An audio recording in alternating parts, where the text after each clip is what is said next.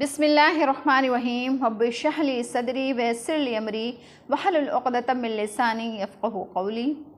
कल जुमे का दिन है, सोचा कुछ जुमे की फ़जीलत बयान कर दी जाए।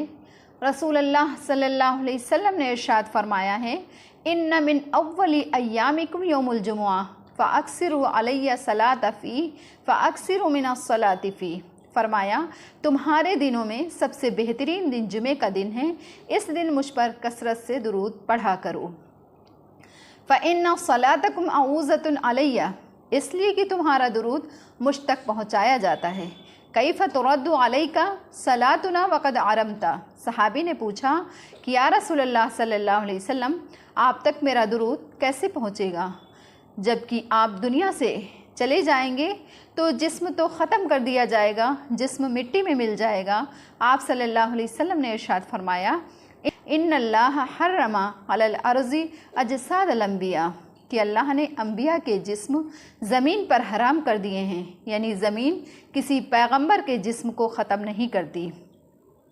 ये उम्मत का इज्तिमाई अक़ीदा है कि जितने अंबिया हैं उनके जिस्म सलामत रहते हैं। शुहदा का तो मुशाहिदा है कि उनके जिस्म सलामत रहते हैं, उनके जिस्म ख़राब नहीं होते हैं। एक और हदीस में है, मन सल्ला अलैया सलातन व सल्लल्लाहु बिहा अशरा, कि जिसने मुझ पर एक बार दुरूद भेजा तो अल्लाह ताला उस पर 10 रहमतें नाजिल फरमाते हैं। ये दुरूद पैगंबर के अलावा किसी और के लिए जायज़ नहीं है। ये ख़ास रहमतें पैगंबर के लिए ही होती हैं जो अल्लाह ताला पैगंबरों पर भेजते हैं, तो इसलिए किसी और के लिए ये जायज़ नहीं है। इस तरह से कहना अल्लाहुम्मा सल्ली अला फ़ुलां फ़ुलां, तो ये किसी और शख्स के लिए कहना ये दुरुस्त नहीं है, ये जायज़ नहीं है।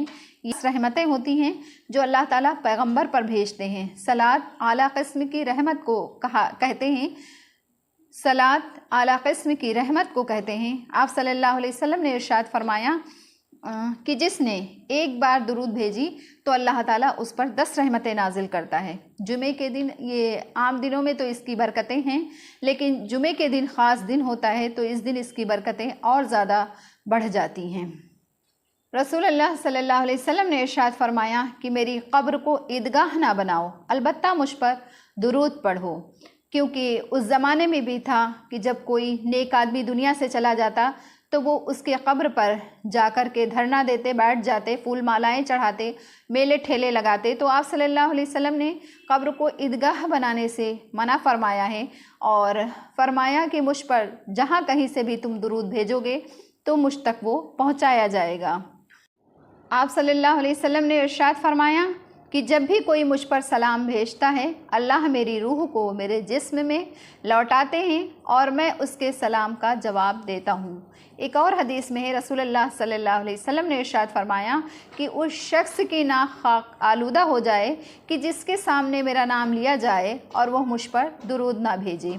एक और हदीस में आप सल्लल्लाहु अलैहि वसल्लम ने इरशाद फरमाया, अल बखील मन ज़ुकिरतु इंदहु फलम युसल्ली अलैया, वो शख्स बखील है, वो शख्स कंजूस है कि जिसके सामने मेरा नाम लिया जाए और वो मुझ पर दुरूद ना पढ़े। यानी इतनी बड़ी शख्सियत का नाम लिया जाए और उसके मुंह से एक दुरूद भी अदा ना हो तो आप सल्लल्लाहु अलैहि वसल्लम ने उसको बखील और कंजूस कहा है। एक शख्स को आप सल्लल्लाहु अलैहि वसल्लम ने दुआ पढ़ते हुए देखा और उसने दुरूद नहीं पढ़ा था, तो आप सल्लल्लाहु अलैहि वसल्लम ने इरशाद फरमाया कि इसने दुआ मांगने में जल्दी की है। आप सल्लल्लाहु अलैहि वसल्लम ने इरशाद फरमाया कि तुम में से जब भी कोई दुआ मांगे तो पहले अल्लाह ताला की हम्द व सना बयान करे, फिर उसके बाद मुझ पर दुरूद भेजे और फिर दुआ मांगे। कुरान में भी अल्लाह ताला ने फरमाया, या अय्युहल्लज़ीना आमनू सल्लु अलैहि व सल्लिमू तस्लीमा, कि ए ईमान वालों तुम दुरूद भेजो और सलामती भेजो।